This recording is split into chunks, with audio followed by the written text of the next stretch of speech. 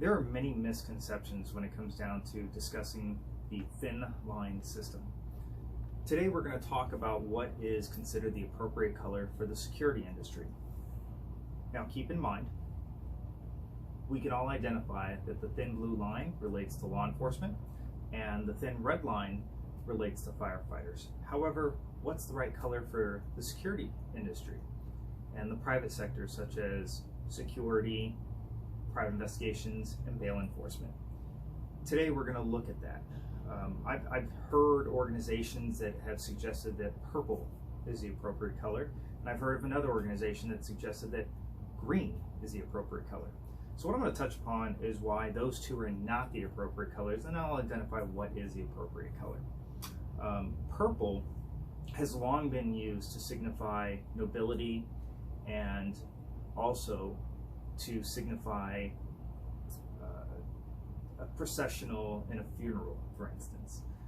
There has been a long-standing use of the color purple when it comes to awards for soldiers who were injured in combat. So utilizing purple for the security industry in many respects would be offensive, not only to religious aspects of things, but also to veterans and those who served in combat who were injured or killed. So let's look at the green color quickly. The green color, again, it kind of goes back to, we are talking about military. If you think about it, what's the color most often associated with the military? It's green. And you talk about the camouflage and everything that military typically wears, you're going to see a lot of green. There's plenty of other reasons why green's not the appropriate color, but what I wanted to bring upon today was why yellow is the actual color for the thin yellow line for security, private investigators, as well as bail enforcement. A while back, a security magazine kind of brought up some misconceptions. They talked about purple, they talked about a couple other aspects of why people believe purple should be the appropriate color, and they were relating it to a white paper that an organization had put together, essentially saying that they were going to take the color blue, the color red, and the color white, merge them together, make the color purple, and relate that to security. But let's think simple. Simple, break it all down. What's the most common color the security industry utilizes on security patrol vehicles or any type of strobe or flashing light system on their security vehicles? The universally recognized color is amber. Amber is, of course, a shade of yellow mixed with a little bit of orange in there. So you take those colors right there and you look at the base of it, and we know that right now orange is related to search and rescue, and yellow is the color that we would be utilizing for security. Now some have said, well, wait a minute, we've got dispatchers who are using yellow. That's actually incorrect. Dispatchers are represented by gold. So when we're looking at what color is adopted by the security industry for the thin line, it is yellow. Yellow is the appropriate color, and for those who disagree with that, I would offer this to you. If you are to say that green's the appropriate color, where in the security industry do you see us utilizing green? Only recently have some security companies moved to green on their security vehicles because it's a similar color to blue, and it's very effective at night when utilizing that on your strobe systems.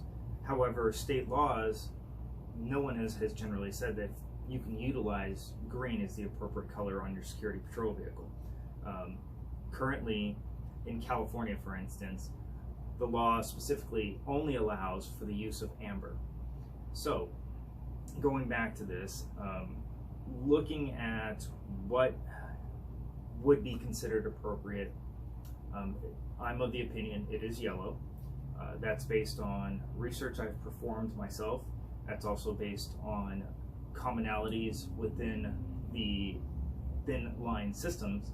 And if you look at most flag manufacturers that are out there, they will tell you as well that they utilize yellow to represent security in the security industry.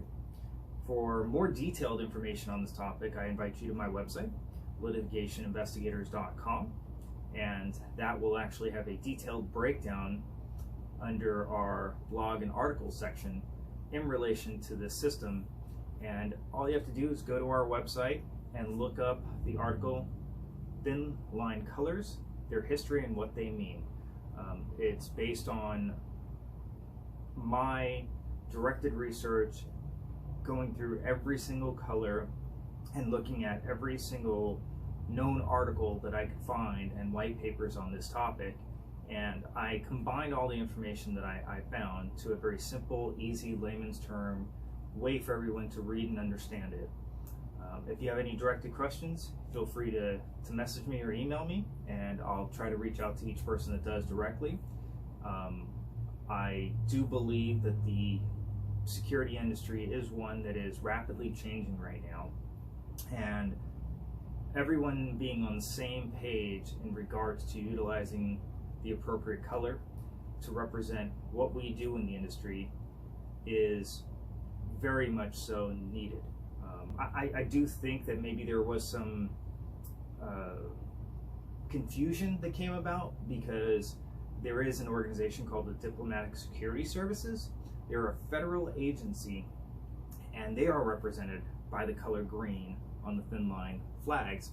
However, they're represented that way because of the fact that they are federal agents, and federal agents do fall under the green thin line system. Again, Hanna, Litigation Investigators.